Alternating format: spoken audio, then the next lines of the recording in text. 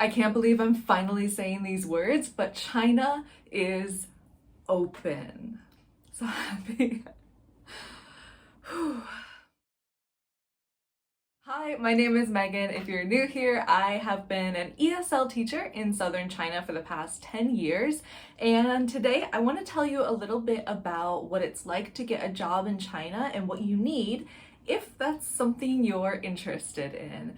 So the pandemic changed a lot of things around the world, of course. Maybe you changed your job, maybe you're looking for something different, and maybe you're considering becoming an ESL teacher in another country. I mean, why not? You get to live in another culture, you get to travel. It's one of the best decisions I've ever made in my whole life.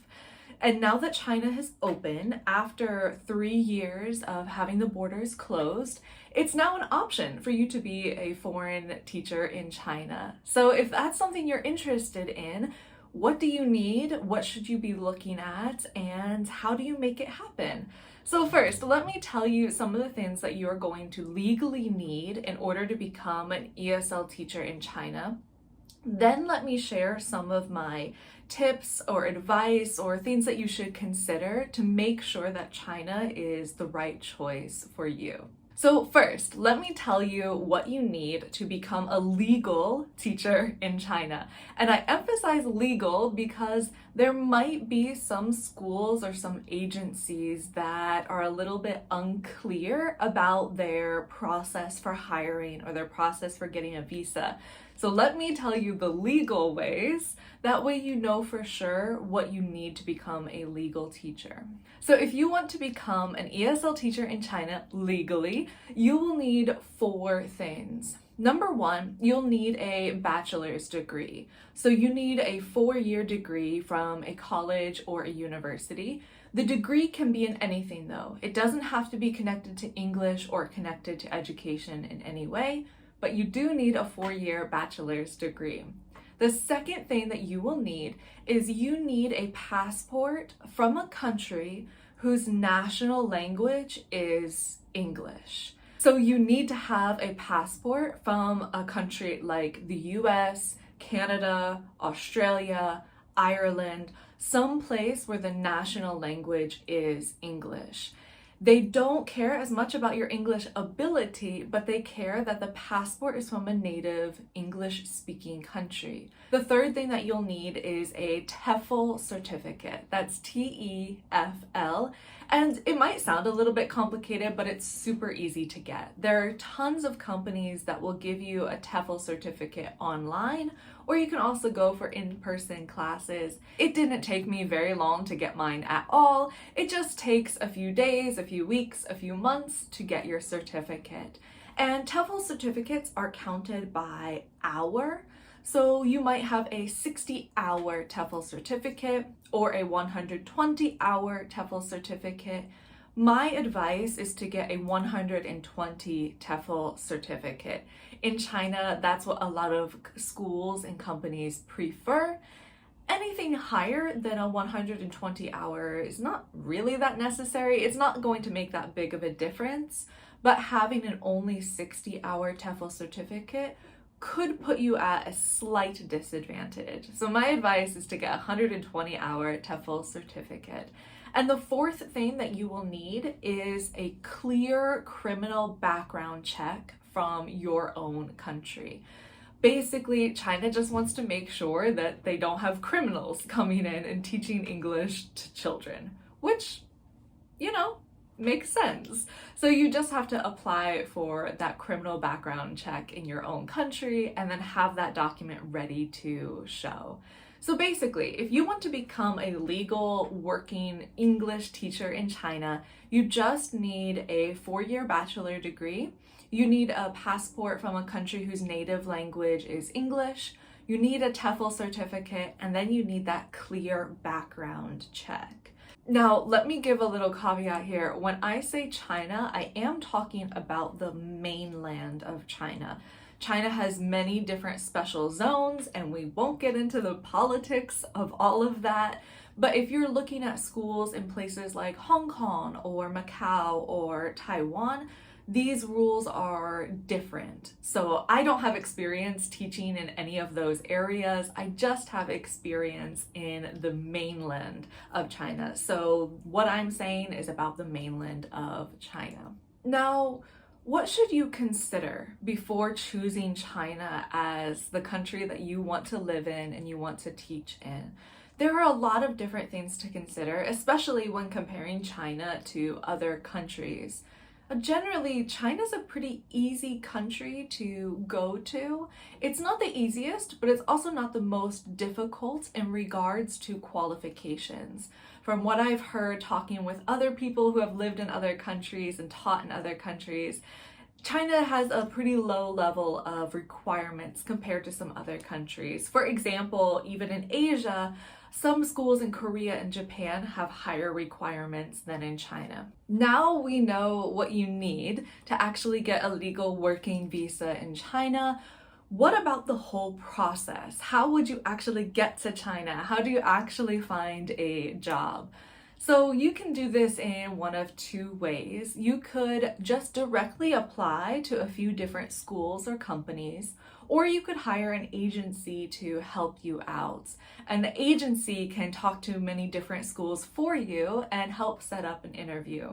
Now, overall, I don't recommend using an agency because you never know how much you can trust the agency. They might send you to a bad school, or they might not have your best interests in mind.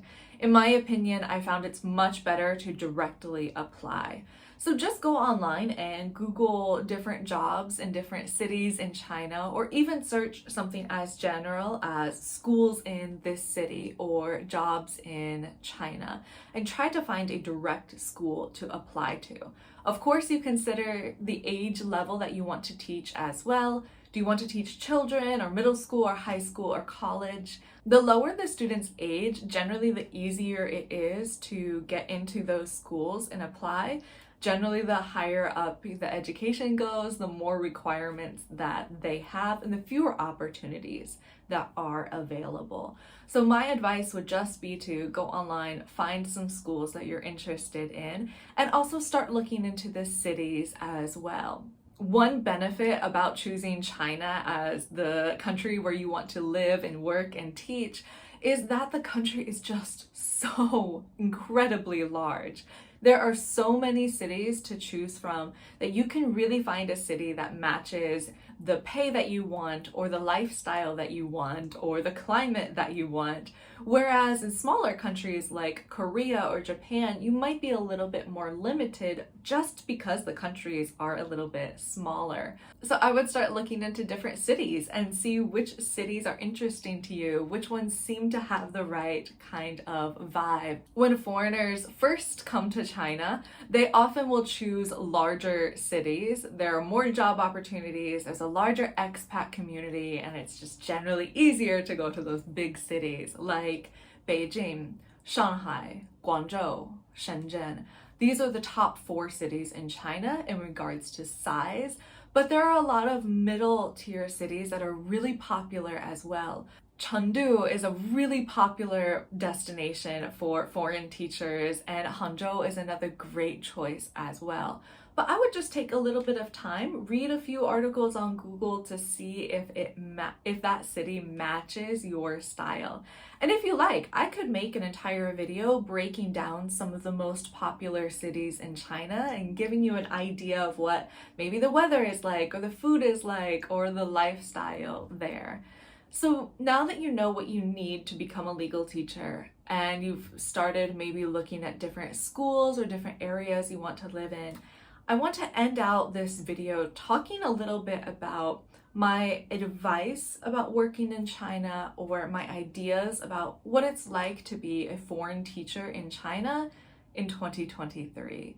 Because everything has pros and cons, but I want to give a little bit of insight into those things. Now, something I can't overlook is the fact that for the past 3 years, China has been closed. For the past 3 years, we've had rather intense COVID prevention policies here. And it has made it very difficult to travel, and it has essentially made it impossible for non-Chinese people to come into the country. Basically, foreigners were not coming in and out of the country, which means that for the past 3 years, mostly foreign teachers have been going back to their home country. That means the number of foreigners that are still in China are, honestly, it's quite a small number. That does mean that there might be more opportunities for you because people are starting to look again for foreign teachers. However, at the same time, there have been a lot of changes in the last 3 years about policies about English learning. The government has made a lot of decisions about how people should study English, and especially how children should study English. I won't get into all of the details, but basically there have been a lot of companies in China over the last 10, 15, 20 years that have really exploded in China as people are becoming more interested in learning English. However, some of those people were adults that just wanted to improve themselves. Most of those students, though, that were at these companies and at these training centers were children. And the government has since decided to limit the number of hours that students could study English / limit the number of companies that teach English because students have a lot of pressure and they're trying to alleviate that pressure. Long story short, that means a lot of companies have actually closed over the last few years. So while more foreigners have left, creating more opportunities for new teachers, a lot of companies have also closed down, which has also lessened the number of opportunities for foreign teachers coming in. There are still companies that teach English, but maybe your best bet is to go for an actual school because the schools are still open, of course, and the schools are still teaching English. So maybe look for a preschool or kindergarten, primary school, middle school, high school, college. All of these places will still be needing foreign teachers. And finally, don't forget to consider the culture of whatever country you're looking into as well. In my opinion, it's very difficult to understand a culture until you've been there and until you've lived in it. But the internet is really incredible these days, and it's really easy to go online and find vlogs of people living in other countries that can help you understand what it's like to live as a foreigner in those countries. So if you're thinking about teaching in China, maybe spend some time online, get to know the cities, go on Instagram and see what the pictures look like, watch some vlogs to see what apartments look like and what the culture is like. Overall, the Chinese people are very excited to see most foreigners and talk with most foreigners. My students love my classes and look forward to my classes. They really appreciate talking with me and learning about culture. Because China has historically been a rather closed country, and especially since in the last 3 years the borders have been closed, it has made a lot of my students curious about what American culture is really like, or maybe what your culture is really like. And I found it very rewarding to share my culture and at the same time to learn about Chinese culture from my students. So if you're thinking about becoming an ESL teacher in China in 2023, you will need those 4 things to get a legal working visa as a teacher. But then also take some time to get to know the different cities and different areas in China and consider if this would be a good fit for you to explore the country and to explore the culture and explore the food and explore everything China has to offer. One last point I just thought of is that the salary in China is honestly quite good compared to some other countries. For example, if you're teaching in a smaller country like Cambodia or Thailand, the pay might be a little bit less, but China is developing so incredibly quickly that the pay is pretty decent to really not bad, depending on which city you live in and what kind of school you work at. So to be honest, a lot of foreigners I know who come to China are able to have a wonderful life here, a comfortable lifestyle, and even save some money at the same time. If you're interested in being an ESL teacher in China and you have any questions, you can always leave a question in the comments down below. You could follow me on Instagram at atlasteaching and you could ask questions there. I also post about my daily life and my students and what's happening and what's going on. And in my YouTube shorts, you can also see a little bit more about what the daily lifestyle is like here in China. But if it's something you're interested in, you should pursue it. Moving to another country and experiencing a new culture has definitely been difficult, but it's also been one of the most rewarding things I've ever done. And obviously, I've been here for a long enough time that obviously I enjoy it. I only planned to come to China for 1 year and I've now been here for 10. I just couldn't leave. Everything has its pros and cons. There have been difficult times and there have been things that have been hard to go through, but living in another country has really stretched me as a person. It's made me more flexible, it's made me more open-minded, and it's given me so many incredible adventures and incredible memories that I honestly wouldn't change for anything. So if you're interested in becoming an ESL teacher in China, I hope you go for it. Or if you're interested in becoming an ESL China in another country, I hope you go for it. Give it a try. What do you have to lose? Okay, that's all for today. If you do have any questions, you can leave them in the comments down below or ask me on Instagram as well. That's all for today. I will see you next time.